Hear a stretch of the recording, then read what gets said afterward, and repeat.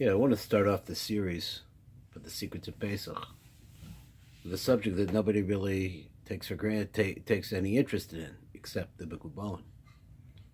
There's one sin, one avon, of all the avonot of that we could possibly do.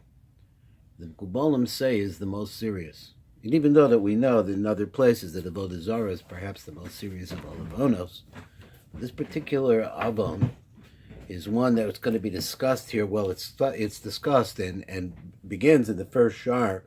Let me see which shar it is. It's Shar Kavanas, rather. Which chapter? This is the first chapter. Shar Kavanas that deals with Pesach. I want to take this book here. It's called written by a person by the name of Yaakov Hillel. Now, maybe you haven't heard of Yaakov Hillel, and a lot of people have. Yaakov Hillel has a yeshiva in Yerushalayim. It's very famous. It's Avashalom.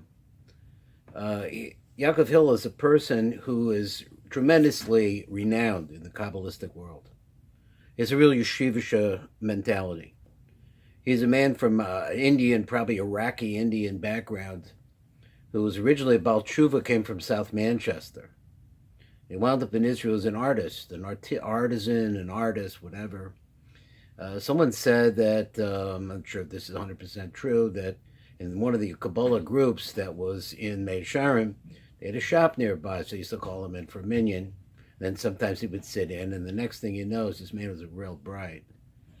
He really developed. And he's written many, many books in Kabbalah. And he's really helped a lot of people that wanted to get close to Hashem to know what's going on. Now we want to understand what we were doing in Mitzrayim to begin with.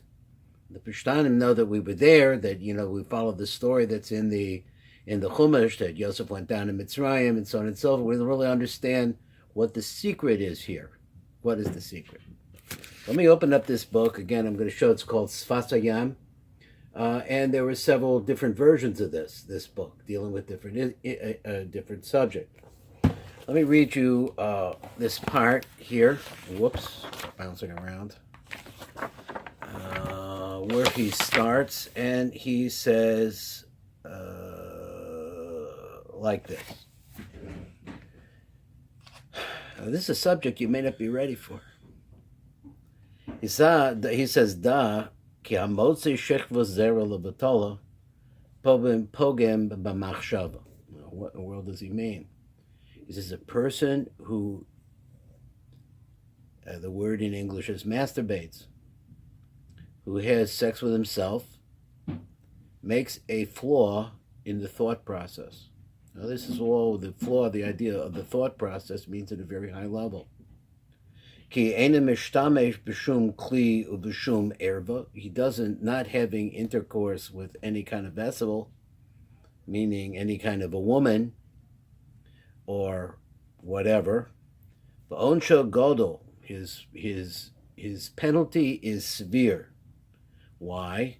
Shepogem bedas elyon da abba ve'ima. That is partially the reason why I sent the images that I sent earlier, that even though we don't have a really good idea at this point of what Abba Ve'ima is and what Das Elyon means, but it means that the flow of life that's coming from the Most High develops a dam. A pagam means a block. So he says, let me see, we're going. So what he's done is making simply an act of a male without a female. So therefore he caused up above. So what he's doing is he's taking inside of the tipa of zera that is coming out of this person, whether he had a good idea that it was an avera or not, but that's actually what he's doing, is there is a nefesh, a spiritual aspect of Kedusha that is inside of the tipa that comes out of him. So he says what he's doing is he's standing there neshama min azachra elyon vein nishpas b'malchus, and this is the language. It doesn't make a connection with the female element, because ultimately, as we've discussed in the story of Rabbi Nachman, the ultimate thing that we want to, the ultimate purpose is to make a yichud, a unity between two opposite forces, which are, we understand, male and female. What happens to it then? He spills it. It goes to the klipos. It goes to which we call, the Kabbalists call this kali. Hanikras kali noga, which is called, it's an intermediate kind of kali between kedusha and something that's not kodesh, which we'll talk about. What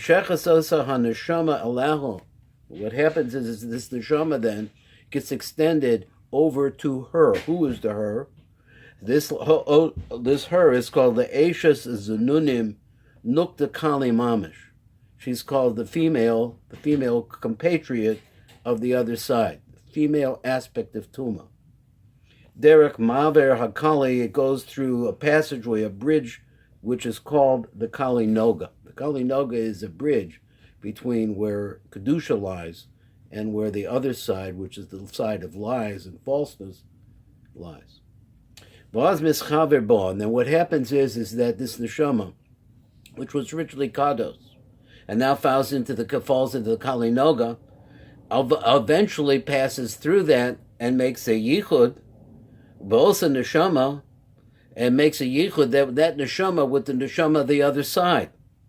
Koch mazik echad hanimshach ma'osa esha zanunim, and there's a certain kind of power that comes out from that esha zanunim, and it gets pulled over to there. And I have to understand that when a person is doing this act, which we're going to now call shvichus zera l'vatala, and he's spilling his seed, but he had a machshava, he had a thought before he did that. Now, in Shar Ruach HaKodesh, which is the seventh shar of the 8 sharim of the Ari, deals with this in detail, how to correct it, what we do. So we know that those of us who are close to Rebbe Nachman, President could say this is why he deals with the Tikkun Klali, because it's a tremendous power that is given over to the other side.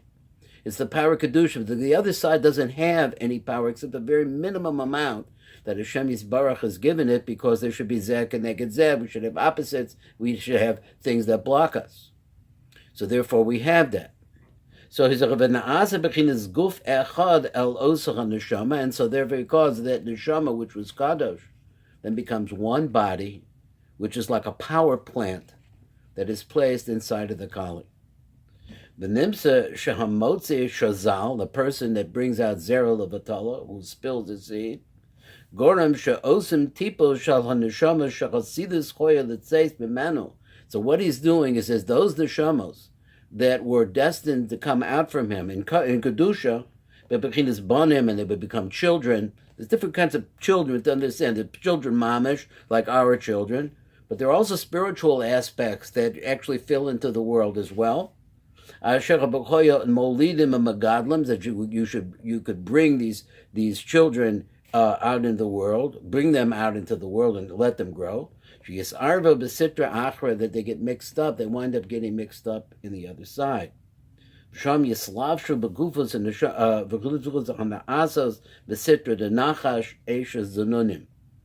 an interesting thing, and I'll just let me finish the translation. So there they become clothed in the bodies that are made from the other side, and he says the other side, which is called the serpent, and the Esha Zanunim, which is the wife of Tuma, or the woman of Tuma. It's very interesting. He says that this is the Nachash, because the Zohar says right away when he's talking about the Nachash, that the Nachash is a female force. Female force seduced Chava. And let's not forget that Chava is really an aspect also of Adam and Risha. They're really one and the same, just different aspects of one entity. So you have one in the front, which is the face of them, and one in the back, which is the one in the house, so to speak. So this has to do with an inyan that he's talking about, which is called Shovavim, which is a time of doing repentance, which starts with the Parsha Shemos, and we're not going to go into that right over here. That's not the purpose, because we're talking about Pesach. The question is, what does this have to do with Pesach? That's where we're going. So what? So here he says like this: Shahafach, he turns around, The hechzer hakadusha latuma, and he takes something which is kadosh, pure, there's tremendous truth in it, and he turns it into a lie. V'chatov al ra, goodness to badness, ad kan lashona. It's a quote. Because of Sham Drush Pesach, so over there in the Drush Pesach, which is Drush Aleph, and that's the very beginning where I was thinking of starting the secrets of Pesach, but I decided that this source is so succinct that it would be just really nice to say this. Bezel Shona, this is what the Shar Kavono says. He says, Hine Noida, and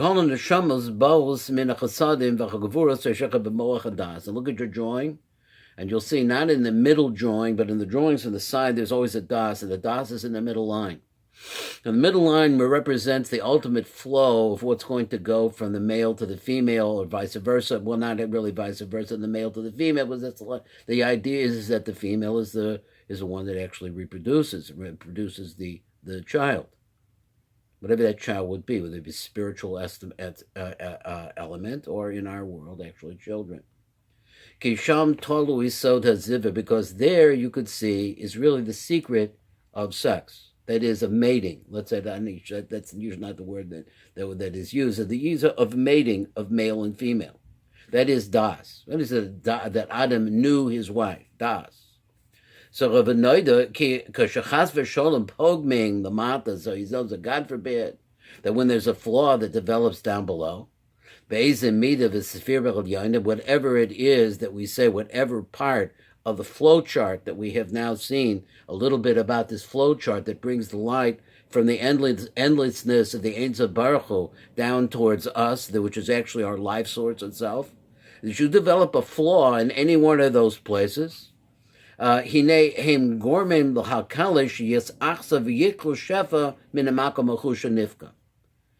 cause sickness in that place. It could be actually a physical sickness, but it could also be a spiritual sickness, because it gives power to something else to continue to suck off of it, because if you make that mistake.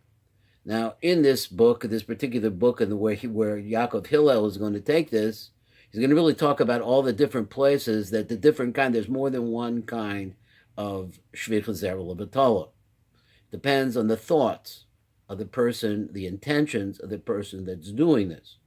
We have another element which is called carry. Carry is a nocturnal emission that's not caused by a person actually doing something. It's something that happens to him while he's sleeping, and everybody knows it does happen. So so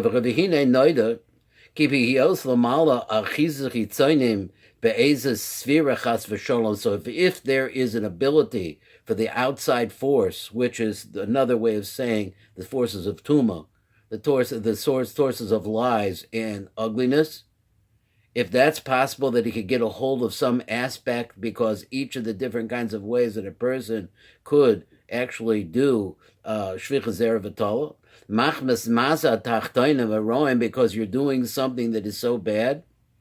What happens then is the shefa therefore leaves that place. Why does it leave there?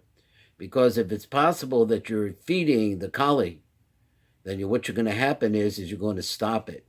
You're going to the Eibishter, the up above in the system, the way that the system of the partsufim work is the begam and a lower element of the partsuf. And from there, it's flowing over to the other side and building up all the tuma and all the ugliness that the world can produce. It stops, develops a block. Then sickness develops of different types. Could be sickness of war, could be sickness of family strife, could be sickness, mamish sickness, illness that could come from it. So this is Yatzer Shefa Rab Misham Al Chitzonim, which is the other side. Ki mifnei hara. So because of the bad, this is a line, because of evil, then gathers himself together. In other words, pulls out the tzaddik, leaves. And leaves a place empty or crippled. And that's what the Kali do to us. Now, that's an introduction to the concept of the secret of Pesach. Because in Pesach, let me see if I have a chance to say a little bit more about Pesach. So he speaks about the times of what he calls what not is called. I was really never was aware of this. This is something that people in all the Kabbalists know about.